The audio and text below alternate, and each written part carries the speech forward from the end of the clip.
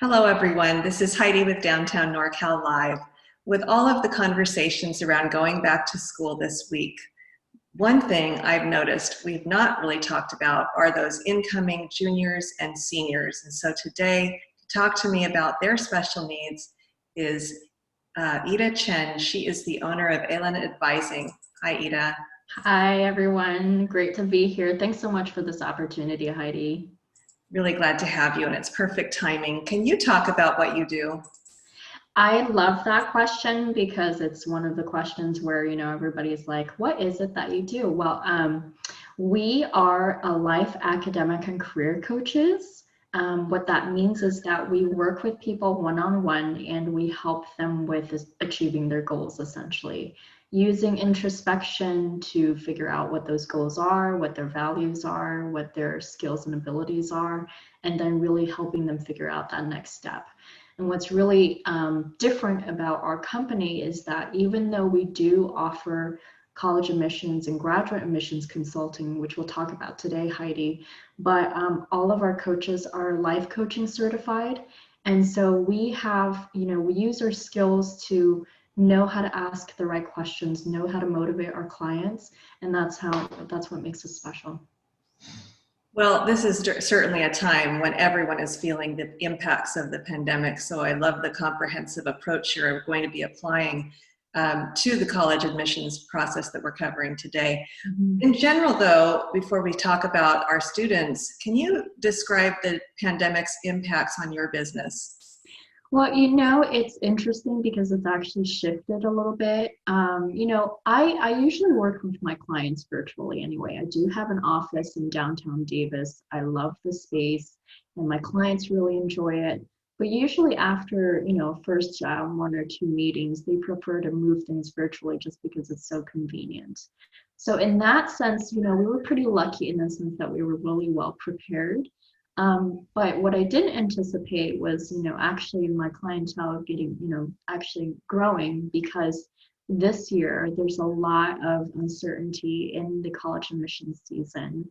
And at first I was thinking, students would actually defer and, want to apply maybe next year as opposed to applying this cycle. But I'm actually getting a lot of families who are realizing that, having that external help and that additional pair of eyes is really, really valuable. So I'm grateful for that. It's an ironic success story.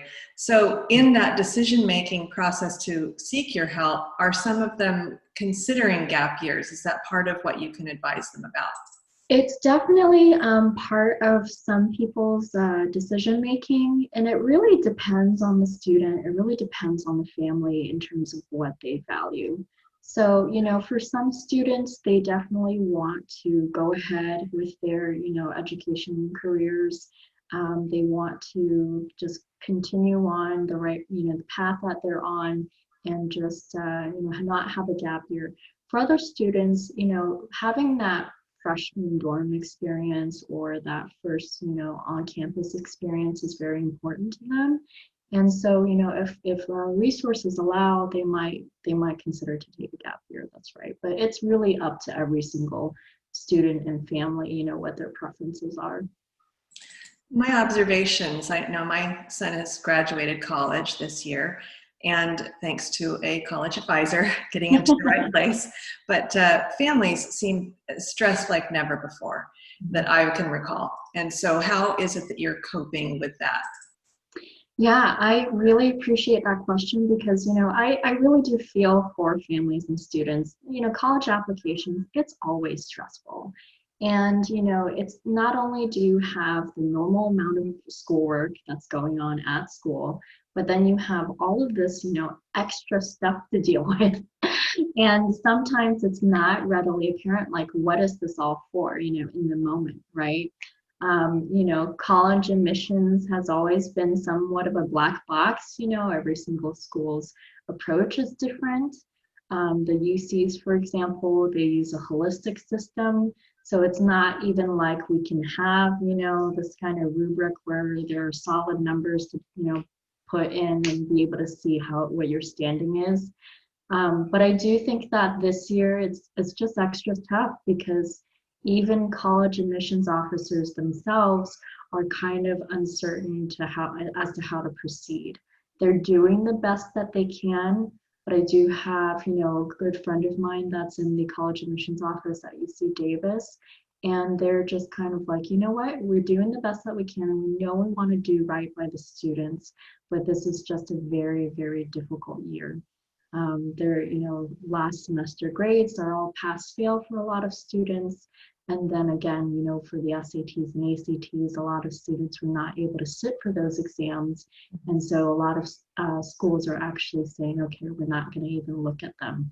And that was previously a really easy indicator for, what they were looking for in students. With uncertainty, both with admissions office and then, of course, families, how do you shepherd the process? My approach has largely been the same in some ways. Our firm really believes that, instead of looking at the college applications process as a standalone process, we just care about using it as an opportunity to practice those really essential skills. So, for example, like time, stress management, procrastination management, being able to make good decisions about what the next step is. That's something that I feel like a lot of students, even when they are in college and beyond college, they still struggle with that if they don't have the right foundational skills. So for us, it's kind of like, we're going to use this applications process to really practice, being able to use introspection to understand who you are, what you want to do, even if you don't know right away. And then also being able to practice those really good skills, such as, having the right habits, having the right structures around work. So those are kind of our approaches. And ultimately, we think that, so long as you are able to use the best judgment that you can and put your best foot forward, then you're going to be fine. I think a lot of students don't realize, like, hey, it's, no matter where you go, actually, even for families, no matter where you go, where you end up, you're actually going to be just fine. Now, when a family decides to obtain your services, what can they expect? And is it a one-size-fits-all approach, or are you really unique to each student? Very unique to each student, what each student needs. And really, we offer packages from 10 sessions and up usually. And what we do is, we always have a consultation first, see if we are the right fit for the student, what the student's needs might be. And then from there, we kind of ask the question, well, where are you, in terms of that process for applying to college? Do you already have a list of colleges that you want to apply to, or is that somewhere where you need to start? But ultimately, there's always going to be life coaching components, and that's where we use, the 1 hour sessions to really ask questions, simple, curious questions, what we call them, to the students to kind of get them to think about who they are, what they want to do, what their strengths are, even what their weaknesses are, and what sets them apart ultimately from everybody else in the world. And from that point on, we'll take a look at the college applications and especially the role of the essays. This year, the essays are huge. I cannot stress that enough because there are so many factors that aren't in play anymore, such as the SATs and ACTs. So we really break down that process, really make sure that the student understands what is the role of the essays for college applications. And then we take them through that process from, seeing that role, brainstorming, creating outlines, and then finally to the writing process. And ultimately, for every single piece that the student creates for the essays and supplemental essays, we do editing, commenting at no additional cost. You have offered very generously your top tips for students this year, and thank you for doing that. So do you mind going on that? Yeah, absolutely, absolutely. And this is actually, I can't take all the credit myself. I have a very good friend in the college admissions office at UC Davis, and shout out to Brenda.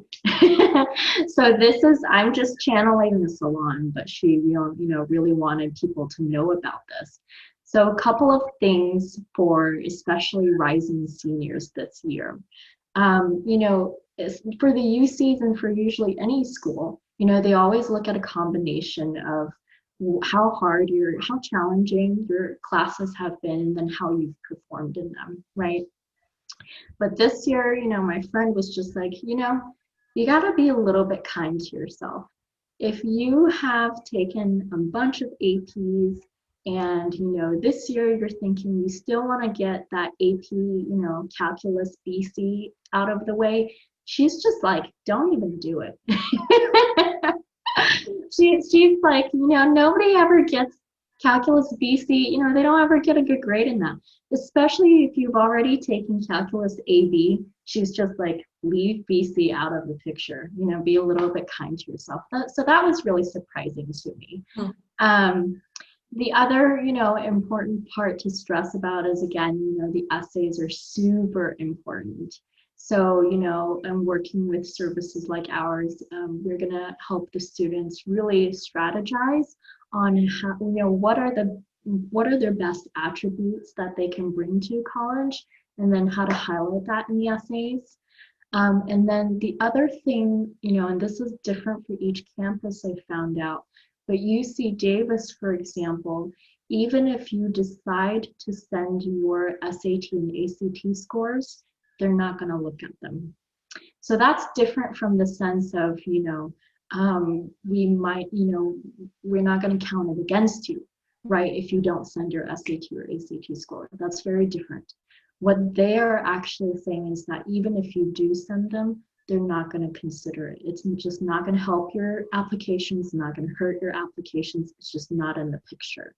And so far as I understand, every single UC is going to have a different policy, and they are in the process of rolling everything out and trying to get that communication out to students and families right now. Wow. A lot has changed since we went through the process. And yeah, I'm going to have to tell you the truth. I think my high SAT score was what got me into UC Davis. So, yeah, it's different. It's totally different this year. Yeah. How can families reach out to you if they'd like to acquire your services? Of course. So it's Elan Advising, and I'll have my little booklet. I don't know if this is backwards for you. Oh, it's perfect. Wonderful. Okay, so we're Elan Advising, and you can find us at our website, elanadvising.com. And then our phone numbers are there, our email addresses are there. And of course, for listeners to your awesome interview channels, they do get a special discount as well. Okay. Well, I have been talking with Ida Chen. She is the owner of Elan Advising in Davis. Thank you so much for joining me today. Thank you, Heidi. Really big fan. I'll see everyone again tomorrow. Bye-bye.